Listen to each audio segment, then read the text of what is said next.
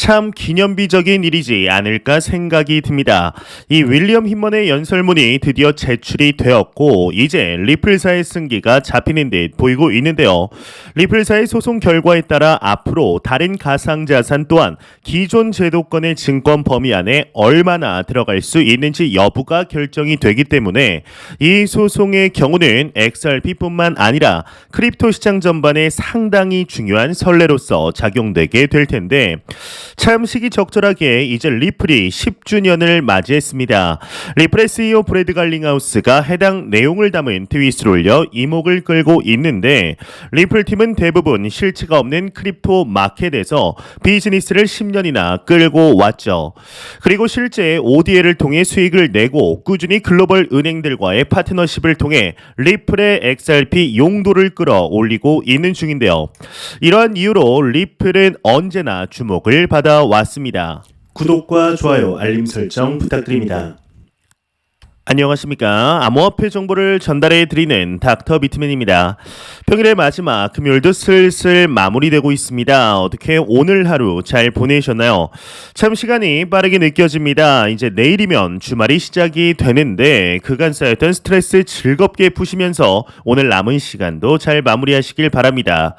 현재 즐거운 주말을 앞두고 시장이 상승을 해주었으면 좋겠지만 크게 움직임이 없는 모습을 보여주고 있습니다.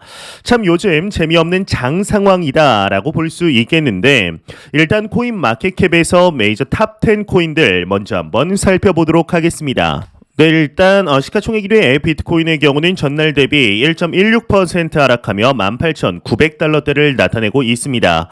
이외에 이더리움은 1.42% 하락한 1,279달러를 나타내고 있으며 6위의 XRP는 4.40% 하락한 0.44달러, 8위의 에이다는 5.04% 하락한 0.33달러를 나타내고 있습니다. 비트코인의 더미넌스, 이더리움의 더미넌스 각각 살펴보게 되면 40.1%, 17.2%를 나타내고 있는데요. 그렇다면 과연 선물 투자자분들은 현재 포지션 어떻게 잡고 있는지 롱숏 비율 한번 확인해 보도록 하겠습니다.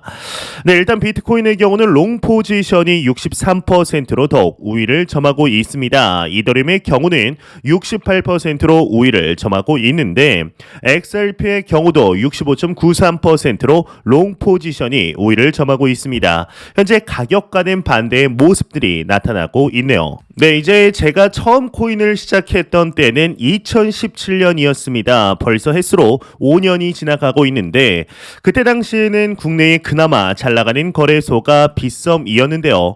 빗썸에는 10개도 되지 않는 코인이 상장되어 있었습니다. 이제 가끔 신규 코인이라도 상장하는 날에는 에어드랍도 많이 했었고 이제 덕분에 가입만 해도 치킨 값을 벌 수 있는 기회도 상당히 많았었는데 2017년에는 정말 사면 올랐다고 볼 수 있었습니다. 아마 이 영상을 보시는 분들 중에 그때를 기억하시는 분들이 있으시리라 생각하는데요.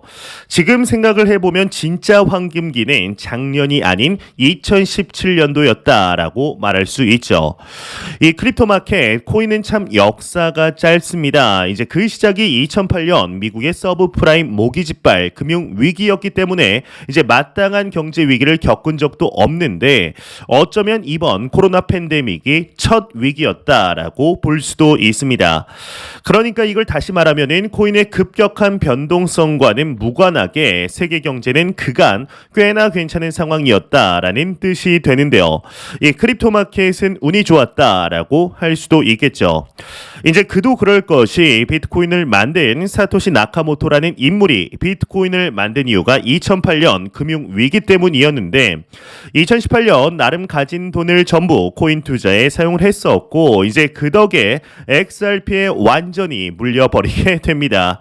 이게 생각만 해도 참 답답했었는데 이 물을 타고 또 탔는데 시장은 역사상 전례 없던 가장 긴 베어 마켓으로 들어가게 되었죠. 이를 그때 당시에는 전혀 인지할 수 없었습니다. 이때 코인을 하던 분들의 곡소리가 여기저기서 나섰습니다. 이때 이제 저 또한 시장을 쳐다도 보기 싫었지만 꾸준히 여유 자금이 생길 때마다 투자를 진행하게 되었는데요. 그렇게 투자를 진행하다가 이제 1년여가 지났을 때쯤 이게 지금 뭐 하는 건가? 분명히 1년 동안 꾸준히 투자를 했지만 오히려 잔고가 계속 줄어드는 것을 보면서 현타에 빠지게 되었습니다. 이후 약 3개월 정도 투자를 멈추다가 다시 심기일전에서 진행을 하게 되었죠. 참 힘든 시간의 연속이었습니다. 이때 당시에는 주변에 코인을 한다고 말하지도 못하였는데 코인을 한다고 하면 마치 도박을 하는 사람과 비슷하게 봤기 때문이죠. 그러다가 2020년 10월경부터 서서히 시장이 상승을 하기 시작하더니 작년에는 저에게 도박을 하지 말라고 이제 코인하지 말라고 이야기를 하던 지인들에게서 엄청나게 많은 전화가 오게 됩니다. 뭐 전화를 해서 지금 들어가도 되냐, 뭐 어떤 코인을 사야 되냐라는 등등 많은 이야기들이 오게 되죠. 그러다가 지금은 또 이러한 전화는 한 통도 오지 않는데 작년과 같은 상황이 또 올 것이라 저는 확신하고 있습니다. 일단 그 시기는 2년에서 3년 정도 뒤라고 생각하고 있는데요. 참 힘든 시간들이 반복이 되고 있지만 지금의 하락장이 오히려 기회라고 생각을 하고 있습니다. 이 크립토 마켓의 채택은 지속되고 있고 기관 투자자들, 메가뱅크들 그리고 국가들이 들어오고 있기 때문이죠. 이제 다음 상승장은 전례 없던 규모로 성장할 것이라고 감히 생각하고 있는데 비트코인을 기준으로 30만에서 50만 불까지는 상승할 것이라 보고 있습니다. 이때 돼서 상승장에 올라타는 것은 절대로 쉽지 않습니다. 오히려 지금이 기회라는 생각으로 조금씩 여유 자금을 통하여 매수하셨으면 좋겠는데요. 그렇지만 또 현재 매크로 경제 상황이 좋지 않다 보니 네, 경제 상황이 좋지 않다 보니 제 마음도 무거웠던 것일까요? 기침이 방금 바로 나왔었는데 죄송합니다. 네, 무튼 네, 경제 상황이 좋지 않다 보니 이 부정적인 소식들 또한 나올 수밖에 없는 것으로 보입니다. 이 비트코인의 중단기 방향에 관한 분석들은 지속적으로 나오고 있는데 이제 기술적인 관점 최대 14,000달러까지 하락할 가능성에 대해서도 이야기가 나오고 있습니다. 자세한 내용 함께 보겠습니다.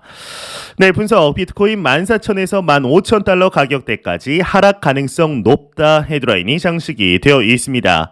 크립토 퀀트 기고자 온체인 엣지가 비트코인의 경우는 14,000달러 후반에서 15,000달러 사이로 하락할 가능성이 충분히 높다라고 전망을 했다고 합니다. 그는 약세장 시도는 장기 보유자의 실현 가격이 매수된 모든 코인의 실현 가격을 상회하거나 비트코인의 가격이 장기 보유자의 실현 가격과 모든 코인의 실현 가격 아래로 떨어질 때 나타난다. 이를 적용하면 우리는 현재 124일 동안 약세장을 겪고 있으며 비트코인 가격이 3만 달러에서 18,000달러로 하락한 것은 지난 2018년 약세장 당시 6,000달러에서 3,000달러로 하락한 것과 유사하다고 볼 수 있다. 만약 2018년과 같이 약 50% 하락한다면 15,000달러가 되어야 한다. 지금 가격과 비교하면 약 18% 하락한 수치이다. 이 가격대는 현물 시장의 저점을 예상할 수 있는 비트코인 델타 가격의 시가총액 값과 유사한데 이 지점까지는 하락할 가능성이 높아 보인다라고 설명을 했다고 합니다. 참 이런 분석들 계속해서 나오고 있습니다. 이제 최저점 14,000달러대라고 한다면 지금의 가격에서 거의 약 30%가량 하락을 해야 한다는 것인데 이러한 가격대는 당연히 오지 않았으면 좋겠는데요. 이런 소식과 더불어서 매일같이 나오는 리플 XRP 관련 소식 오늘도 또한 나왔습니다. 현재 리플사의 경우는 이제 600일이 넘는 시간 동안 미 SEC와 미등록 증권 소송으로 힘든 시간들을 보내고 있는 가운데 그럼에도 유의미한 소식들 지속적으로 나오고 있습니다. 이 얼마 전 하나의 소식이 나오게 되는데 바로 미 법원이 SEC에게 힘먼 연설을 공개하라라는 명령을 내린 것이죠. 여기서 힘먼 연설문의 경우는 SEC의 윌리엄 힘먼 전 임원이 2018년 6월 야후 파이낸스 올마켓 서밋에서 말한 내용을 담고 있습니다. 당시 윌리엄 힘먼의 경우는 이더리움이 증권이 아니다라는 발언을 하게 되는데 리플사의 경우는 해당 연설문에서 힘먼이 말한 이더리움이 증권이 아니라고 한 근거를 리플 XRP에 그대로 적용하여 리플사가 증권법을 위반했다고 주장하는 SEC의 논리에 반박하고자 여러 차례 입수를 시도하였었습니다. 예, 오늘 새로운 하나의 소식이 나왔는데 이제 정말 소송이 마무리되려는 것일까요? 내용 같이 보도록 하겠습니다. SEC 힘먼 연설 자료 리플 측에 전달, 리플 승소에 가까워졌다 헤드라인이 장식이 되어 있습니다. 리플사와 미국 증권거래위원회 간의 미등록 증권 판매 소송을 지속적으로 추적해온 미국 연방검사 출신 변호사 제임스 K. 필란에 따르면 SEC가 최근 법원의 명령에 따라 힘먼 연설 관련 자료를 리플 측에 넘겼다고 합니다. 이와 관련 리플 측 법률 고문 스튜어트 알데로티의 경우는 SEC가 드디어 법원의 명령에 따랐다. 해당 자료는 SEC의 내부 이메일 내용을 구성으로 되어 있으며 2018년 작성된 연설 초안은 여전히 대중에게 공개되지 않은 채 기밀로 남아 있었다라고 설명을 했다고 하는데요. 참 이제 기념비적인 일이지 않을까 생각이 듭니다. 이 윌리엄 힘먼의 연설문이 드디어 제출이 되었고 이제 리플사의 승기가 잡히는 듯 보이고 있는데요. 리플사의 소송 결과에 따라 앞으로 다른 가상 자산 또한 기존 제도권의 증권 범위 안에 얼마나 들어갈 수 있는지 여부가 결정되기 때문에 이 소송의 경우는 XRP뿐만 아니라 크립토 시장 전반에 상당히 중요한 선례로서 작용하게 될 텐데요. 참 시기적절하게 이제 리플사가 리플랩스가 10주년을 맞이했습니다. 리플의 CEO 브래드 갈링하우스가 해당 내용을 담은 트윗을 올려 이목을 끌고 있는데 리플 이제 팀은 대부분 실체가 없는 크립토 마켓에서 비즈니스를 10년이나 끌고 왔죠. 그리고 실제 ODL을 통해 수익을 내고 꾸준히 글로벌 은행들과의 파트너십을 통해 리플의 XRP 용도를 끌어올리고 있는 중인데 이러한 이유로 리플은 언제나 주목을 받아왔습니다. 이제 트위터에는 리플이 곳곳에 실제 광고를 하고 있는 모습들이 여럿 포착이 되었는데요. 리플이 단순 글로벌 송금에 이용되는 비즈니스라면 B2B로 대중에 홍보할 필요가 거의 없습니다. 하지만 리플이 궁극적으로 생각하는 것은 글로벌 송금뿐만 아니라 XRP 레저 기반의 생태계를 만드는 것이라고 할 수 있는데요. 이를 통해 인터넷 없이도 이제 XRP를 통한 결제가 이루어지게 할 수도 있죠. 이렇듯 사업적으로 잘 나아가는 리플사이지만 가격은 좀처럼 올라주지 않고 있습니다. 마음 같아서는 XRP가 갑자기 치고 올라가는 모습을 보여주었으면 좋겠지만 리플에 대해서 아무리 좋은 평가를 하는 기관들조차 XRP 가격에 대해서는 말을 아끼고 있는데요. 그 이유는 단순히 이제 SEC와의 소송 때문이 아닙니다. SEC와의 소송은 여러 차례 말했던 것과 같이 저도 크게 문제는 되지는 않습니다. 장기적인 관점에서 보았을 때 말이죠. 리플이 글로벌 송금에 방점을 두고 있기 때문인데 미국 거래소에는 XRP가 소송 때문에 상장되어 있지도 않고 있죠. 이 브래드 갈링하우스가 SEC를 비판한 트윗에 일론 머스크가 동의하는 트윗을 달면서 한때 많은 사람들이 주목하기도 했었습니다. 일론 머스크가 리플의 이슈에 관심을 가진다는 것은 주목할 만하죠. 이제 적어도 그가 비트코인의 홀더이며 크립토에 관심을 깊이 가지고 있는 사람이라는 사실만큼은 부정하기가 어렵습니다. 코인에 투자를 하는 사람이라면 누구나 리플사가 SEC를 이겨주길 바라는 것이 당연할 텐데요. 현재 나오는 소식들을 보았을 때 SEC가 이길 확률보다 리플사 쪽 유리한 합의 또는 승소의 그림이 그려지고 있습니다. 이러한 방식으로 마무리되게 된다면 XRP가 이끄는 또 한 번의 크립토 불장을 생각해 볼 수 있을 것 같은데요. 현재 나오는 소식들을 보았을 때 SEC가 이길 확률보다 리플사 쪽 유리한 합의 또는 승소의 그림이 그려지고 있습니다. 이런 방식으로 마무리되게 된다면 XRP가 이끄는 또 한 번의 크립토 불장을 생각해 볼 수 있을 것 같은데요. 많은 분석가들, 전문가들의 예상대로 내년 초 소송이 마무리되며 모든 자산 시장 중 크립토 마켓만이 미니 불장은 겪을 수 있게 될 것인지 기대해 보아도 좋지 않을까 하는 생각이 듭니다.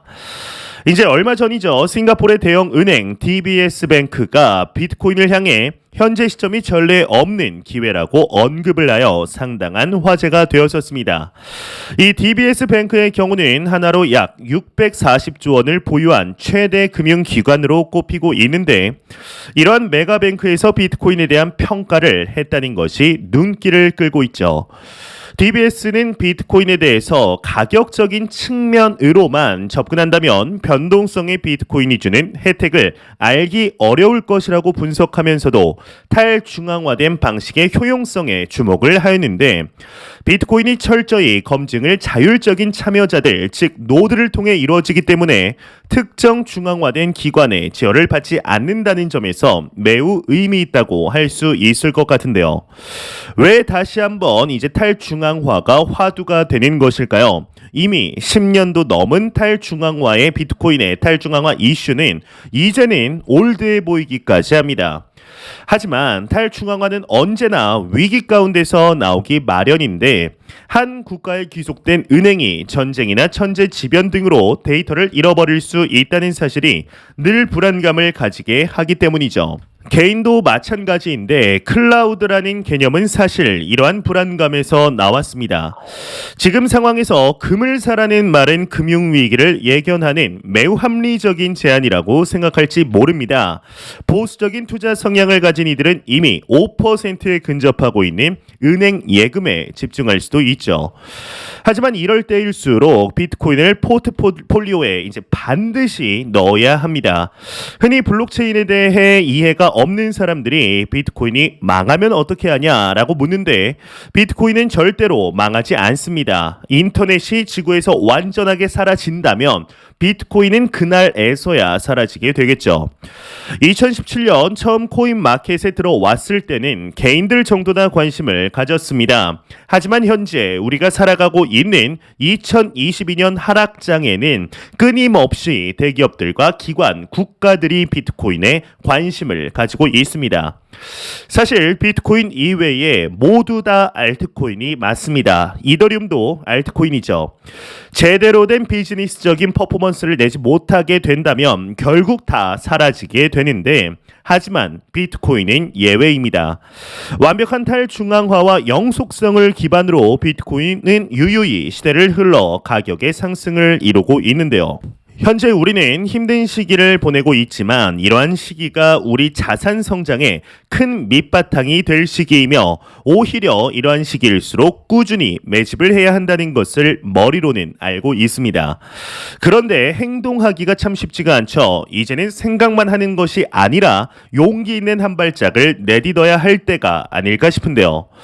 이제 매 영상 말씀드리지만 절대로 단기적인 시각으로 이 시장을 바라보지 마시며 장기적인 시각으로 또한 오랜 시간 동안 함께할 수 있는 여유 자금을 통하여 투자를 진행하시길 진심으로 바래 보겠습니다. 제가 준비해온 소식은 여기까지입니다. 영상 도움이 되셨다면 구독과 좋아요 그리고 광고 한 편만 처음부터 끝까지 시청 부탁드립니다. 이 채널은 오직 광고 수익으로 운영이 되게 됩니다. 항상 영상 시청해 주시는 시청자분들, 구독자분들 너무나 감사드립니다. 오늘 남은 시간도 잘 마무리하시길 바라면서 저는 더욱 도움이 되는 영상으로 찾아뵙도록 하겠습니다. 지금까지 닥터 비트맨이었습니다. 감사합니다.